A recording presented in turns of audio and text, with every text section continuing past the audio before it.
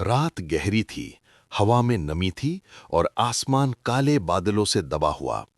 बिजली की गड़गड़ाहट बार बार ऐसी आवाज कर रही थी जैसे आसमान खुद टूट कर गिर जाएगा। एयरपोर्ट की रनवे लाइटें इस घने अंधेरे में उम्मीद के छोटे छोटे बिंदुओं की तरह चमक रही थीं। उसी रोशनी में फ्लाइट 77 टेक ऑफ की तैयारी में शांत खड़ी थी। उसके सामने कैप्टन राघव वर्मा धीमे कदमों से जहाज की ओर बढ़ रहे थे। चाल में आत्मविश्वास था, लेकिन उनकी आंखों की गहराई में एक छिपा हुआ डर साफ झलक रहा था, क्योंकि ये उनकी रिटायरमेंट से पहले की आखिरी उड़ान थी। अचानक मोबाइल की स्क्रीन जगमगाई। वीडियो कॉल बेटी मीरा की। पापा, अभी अभी खबर आई है, जिस दिशा में आपकी फ्लाइट जा रही है वहां मौसम बहुत खराब है। ब्लैक क्लाउड फिर सक्रिय हो गया है। राघव मुस्कुराए। डर मत मीरा, मौसम इंसान को गिरा नहीं सकता और खुदा ने आज तक मुझे गिरने नहीं दिया। कॉल कटते ही उन्होंने टोपी ठीक की, गहरी सांस ली और तूफानी रात में आगे बढ़ गए। बोर्डिंग गेट पर हलचल थी। यात्री चेक इन कर रहे थे। तभी सिक्योरिटी ऑफिसर ने राघव को रोका। उसके पास एक लंबा भारी कद का आदमी खड़ा था।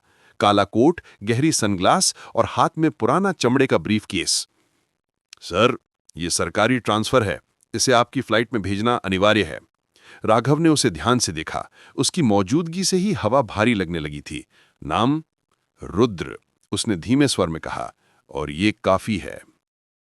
ब्रीफ केस स्कैन हुआ, स्क्रीन झिलमिलाई, फिर ब्लैंक, जैसे मशीन ने खुद को रीसेट कर लिया हो। किसी को पता नहीं था उसके अंदर क्या है। रुद्रा जैसे ही विमान में दाखिल हुआ, कॉकपिट के रडार पर अचानक एक अजीब सिग्नल चमक उठा। अर्जुन, को पायलट, हैरान रह गया। उड़ान शुरू हुई। फ्लाइट 77 बादलों के समंदर में ऊपर उठ रही थी। अर्जुन हंसते हुए बोला, सर, रिटायरमेंट के दिन भी तूफान से भिड़ रहे हैं, हीरो लग रहे हो बिल्कुल। राघव हंसे, बस आखिरी सीन है बेटा। लेकिन अगले ही पल सब बदल गया। सारी स्क्रीन एक साथ ब्लैंक, रेडियो बंद, रडार गायब। कॉकपिट में एक अजीब ठंडक फैल गई। सर, सिस्टम फेल हो गया। बाहर काले बादल विशाल भंवर की तरह घूम रहे थे। जहाज हिचकोले खा रहा था। यात्रियों की चीखें, बच्चों का रोना और इंजन की गड़गड़ाहट हवा में मिलकर एक भयावह संगीत बना रही थी। अचानक नीली बिजली सीधे जहाज से टकराई। पूरा केबिन चमक उठा। कुछ सेकंड बाद सब कुछ अंधेरा। जब राघव की आंखें खुली, वो मलबे से घिरे एक टूटे जंगल में था। चारों तरफ धुंध, ऊंचे पेड़ और पहाड़। फ्लाइट 77 जमीन में धंसी पड़ी थी। यात्री घायल थे, कुछ बेहोश। अर्जुन रेडियो सेट ठीक करने की कोशिश कर रहा था, पर कोई सिग्नल नहीं। सर, यहां कुछ भी काम नहीं कर रहा, अर्जुन ने कहा। तभी पीछे से वही ठंडी आवाज, रुद्र। कहा था ना, ये धरती की जगह नहीं है। वो बिल्कुल साफ सुथरा खड़ा था, जैसे दुर्घटना ने उसे छुआ ही ना हो। पास की टूटी इमारतें किसी छोड़े हुए औद्योगिक क्षेत्र जैसी लग रही थीं। बेलों से ढकी जंग लगी संरचनाएं और बीच में एक पुराना लोहे का टावर। रात होते होते माहौल और भी अजीब हो गया। कैबिन के बाहर से फुसफुसाहटें आने लगी, भाषा समझ नहीं आ रही थी। दूर अंधेरे में मशालें दिखीं। कई लोग काले कपड़ों में, नकाब पहने, धीमी चाल में विमान की ओर बढ़ रहे थे। राघव ने दरवाजा बंद कर सबको शांत रहने को कहा। सुबह यात्री गिने गए, 3 गायब थे। राघव गुस्से में रुद्र के पास पहुंचा। यह सब तुम्हारे आने के बाद हुआ है, तू है कौन? रुद्र चुप रहा, सिर्फ ब्रीफकेस पर हाथ रखा। राघव ने ब्रीफकेस छीनकर खोल दिया।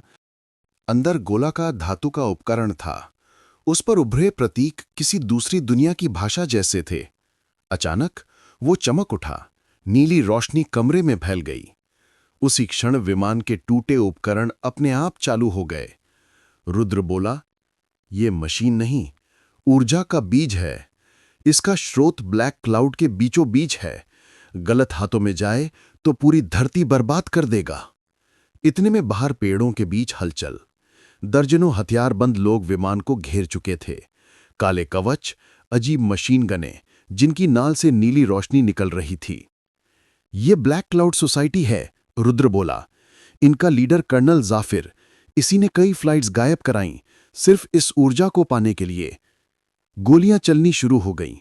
विमान के टूटे हिस्से चिंगारियां उड़ाने लगे। रुद्र ने कहा, उन्हें रोकने का एक ही तरीका है। उसने ब्रीफकेस खोलकर ऊर्जा गोला निकाला। गोला पहले हल्का चमका, फिर तेज, फिर इतना कि आंखें बंद करनी पड़ी। अगर ये सक्रिय हुआ, सब खत्म हो जाएगा, मगर यही रास्ता है। उसने मंत्र जैसा कुछ बोला और गोले को जमीन पर रख दिया। अगले ही पल एक विशाल नीली लहर जंगल में फैलती चली गई। जमीन कांपी, काले सैनिक राख बनकर गिरने लगे, हथियार पिघल गए। लेकिन इस विस्फोट की गर्मी ने विमान के शेष हिस्सों को भी आग में घेर लिया।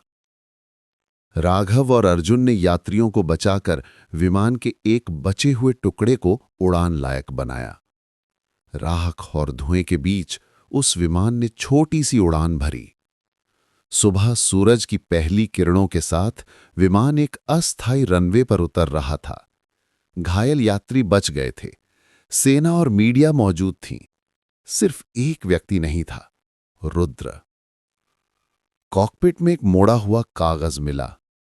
उस पर लिखा था, ऊर्जा जहां से आई थी उसे वहीं लौटा दिया, अब कोई उसे छू नहीं सकेगा। राघव ने आसमान की ओर देखा। दूर नीली चमक बादलों में घुल रही थी, ब्लैक क्लाउड का आखिरी निशान। वह फुसफुसाया, ब्लैक क्लाउड खत्म नहीं हुआ, उसने हमें बस जाने दिया।